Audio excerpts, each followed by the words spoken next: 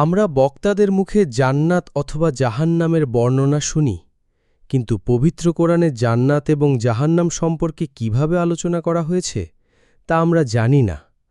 আজ আমরা জানব পবিত্র কোরআনে কিভাবে জান্নাত এবং জাহান্নাম সম্পর্কে আলোচনা করা হয়েছে। চলুন শুরু করা যাক।